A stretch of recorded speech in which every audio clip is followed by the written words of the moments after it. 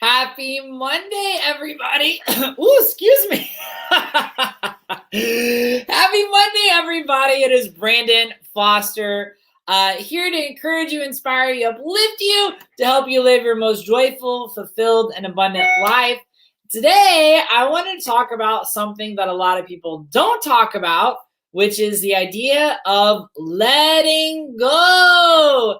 How do you let go of someone when you really do want to be with them, but they don't want to be with you? Or how do you let go of a job that you really loved for a long time and maybe you got laid off? Or how do you let go of an outcome you want to see happen in your business? How do you let go of expectation and how you want to see you raising your family? How do you let go of goals and dreams and aspirations so that you can actually see them come to fruition in your life? Like, how do you let go?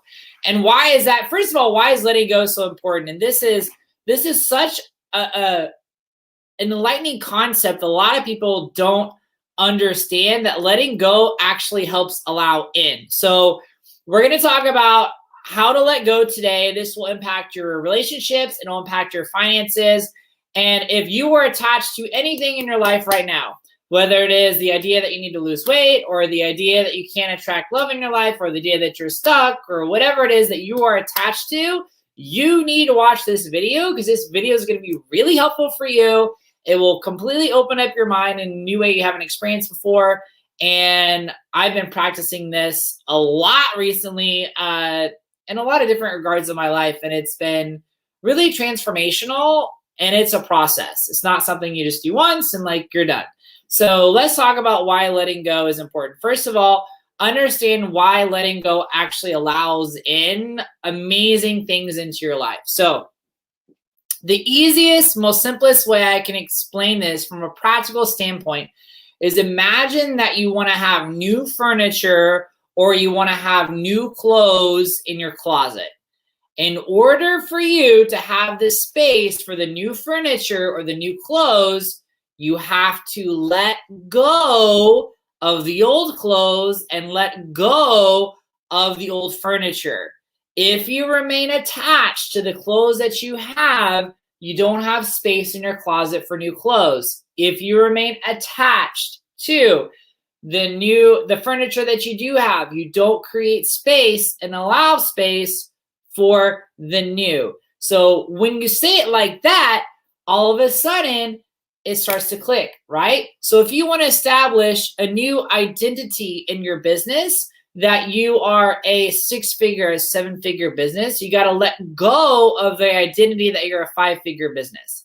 If you want to heal the relationship between you and your family member, whether it be a son or daughter that's estranged, a teenager, or whether it's your parents who rejected you for being gay, you need to let go of that rejection. You need to let go of the old disintegration of the relationship, okay? And that's really, now we're starting to get in a little bit in forgiveness, because that's what forgiveness really is letting go of the past, right? But you have to let go to clear space and to rebuild, right? My husband works for McDonald's, and every 30 years, they completely demolish the store and rebuild afresh. What does that mean? They have to completely let go of the old building. Like they just start all over again. And I really think that in terms of some relationships that have a storied past and history, like, oh man, I love my parents so much. And there was, I had so much judgment and animosity toward them, and anger and spite and all those things. And it came right back to me, because of course it would. Because that's what I was giving to them, which is not from a place of love. But it wasn't until I let go of all the stories between us, and I let go of the negative feelings and emotions, that I was able to move and shift and allow the positive emotions and the positive feelings in that relationship. So letting go allows new things to come into your life. So for people who are transitioning after a job, after they've been laid off, part of the issue is that they're attached to that old job. I still want my old job back. I still want, I don't want to leave that job, or my identity is still attached to that old job. And in order for you to actually move forward and experience new abundance and new joy at the new job or the new venture, you got to let go of the old so that you can have the new. And so the second thing is you really have to acknowledge what exactly is it you're attached to, right? So in terms of like my relationship with my parents, I was attached to they didn't really love me, because if they really love me, they'd be okay with me being gay. Is that ultimately true? No. I mean, if their belief as a Christian is that being gay is sinful and that's their belief, and they really believe that, can they still truly love me in their heart and wish that I chose a different life? Of course they could. Okay. But I was attached to that specific story. So your attachment, you have to first acknowledge what you're attached to. If you lost your job, why are you attached to that job? Why are you attached to? That's the only thing you could ever possibly do with your life, because everything is always in preparation for something better. Everything in life is always in preparation for something better. But as long as you're attached to the old, you can't bring in something new and something better. You're always attached to the old, and until you release and let go, you can't bring in something new and something better. So you have to be able to let go of attachment. And the only way you can let go of attachment is you have to figure out what exactly you're attached to. Are you attached to the identity of being a smoker, trying to quit smoking? As long as you're attached to the identity of trying to quit smoking, you will never be able to quit smoking. So you have to realize, what story are you attached to? The third thing is you have to detach from the story you're telling. That is a choice that you make. So in terms of, let's say you're trying to lose weight, right? And you believe that it's impossible for you to lose weight. Well, you have to detach. You have to acknowledge your attachment first to that story. It's impossible for me to lose weight. Once you acknowledge and own and accept responsibility that you're attached to that story, then you can choose to detach from it and make the decision, which means I no longer believe this about myself. So I have friends on Facebook who, oh, my heart hurts for them so much, because I was that place where it seems like nothing is going right. Okay. And this is like the victim thing. It's like you're in the hospital again. You can't find a job. You can't get housing. Like all the things, it just never seems like it's going right for you. The problem with that is that you're attached to the identity that things are never working out for me, or that life is hard, or that someone's out to get me, or that I'm not worthy, or I'm not good enough. And as long as you're attached to that identity, that core belief about yourself, the world is going to continually reflect that to you in an unconscionable way. So the first step about actually having people value and appreciate you and getting your dream job and starting to make something of yourself and then realizing abundance is detaching from all of your old stories. And then the fourth thing is that, and this is where we get in our own way. It is once we detach from our old story. So let's say we attach from the identity of a smoker, we've quit smoking, right? Or we've detached from our old job, we're ready for a new job. So now what we do is we attach to what we want instead. It's like we attach to one thing, we have to have something else that we attach to.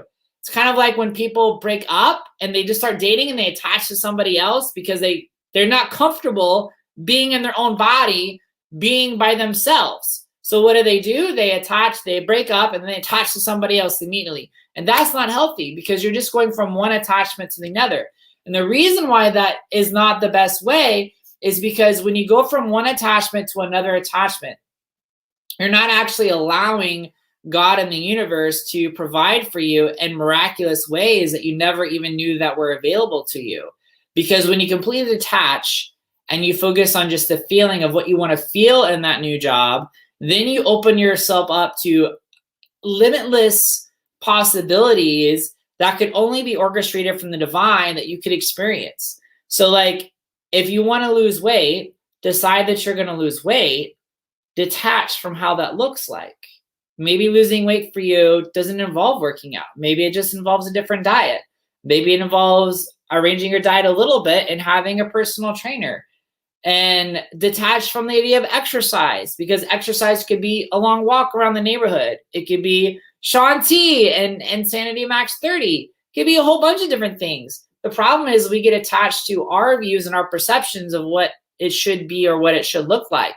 And when we attach to those things, then we don't realize our full possibilities. So like in the case of the person who loses their job, what do you want in your new job? What do you want to feel? What kind of boss do you want to feel? You want to feel supported? You want to feel valued?